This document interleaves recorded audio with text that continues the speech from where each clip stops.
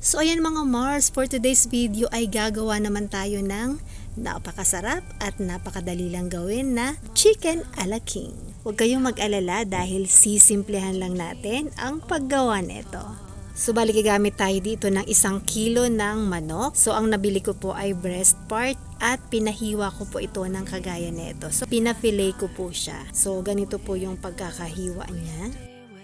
So ang gagawin natin ay titimplahan natin ito, i-marinate natin ito sa 1 tablespoon ng garlic powder, 1/2 tablespoon ng salt, 1/2 teaspoon ng ground pepper, pwede kayong magdagdag kung gusto nyo, and then paprika, kahit 1 teaspoon ng, so nabibili po ito sa mga tindahan, sa mga palengke, meron po nito sa supermarket. So haluin lang po natin ito para mag-combine, and then babasagan natin ito ng 1 pirasong itlog.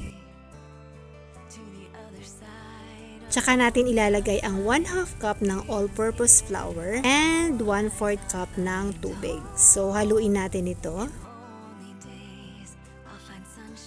So bali maglalagay tayo dito ng pampalasa. So kalahati lang po ng chicken cube ang ginamit ko. So i-marinate po natin ito ng mga 3 to 5 hours. Pwedeng mas matagal, mas maganda. And then this time naman po ay gagawa tayo ng kanyang breading. So gagamit ako dito ng 1 cup ng all-purpose flour, 1/2 cup ng cornstarch, 1/2 teaspoon ng asin, pepper, and optional po kung gusto niyo pang maglagay uli ng paprika. Next step ay magpiprito na po tayo. So ikukot lang natin yung binabad natin na manok dito sa ating ginawang breading. And then ipa-fry po natin ito. Kapag ganito na po ang kulay na inyong fried chicken ay pwede na itong hanguin. So ipiprito lang po natin lahat ng mga natirang manok. So same procedure ang gagawin natin hanggang sa maubos po natin lahat ng ating binabad na manok. So this time naman ay gagawa na po tayo ng kanyang sauce. So maglalagay lang ako dito ng mga 1/8 to 1/4 cup ng butter, 1/4 cup ng flour or harina. So i-combine po natin itong dalawang to hanggang sa maging ganito po siya. And then maglalagay po ako ng 1/2 tablespoon ng garlic powder at 1 pirasong carrot at iniwa ko po siya ng small cubes na kagaya po nito, and then ang parsley. So yung parsley po ay hiniwa ko rin po siya ng maliliit na kasing size po ng carrot. So ito pong carrot natin at parsley ay medyo igigisa lang natin ng bahagya kahit mga 2 minutes.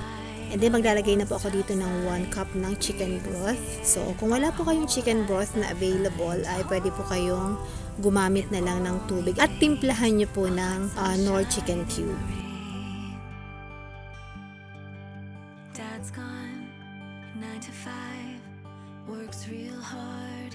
And then maglalagay po ako dito ng 1 cup ng evaporated milk.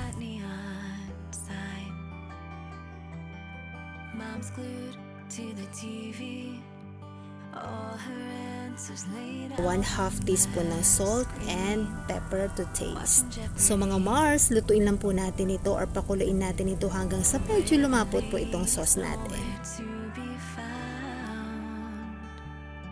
And then finally po ay ilalagay na po natin ang 1/4 cup na grated cheese. So ang ginamit ko po dito ay Eden cheese po mga Mars. So dapat po ganito po ang consistency ng inyong sauce.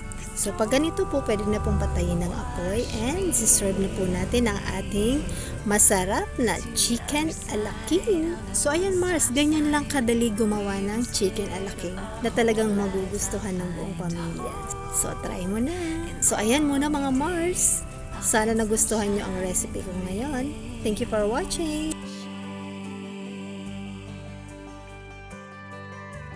Everywhere I look is black and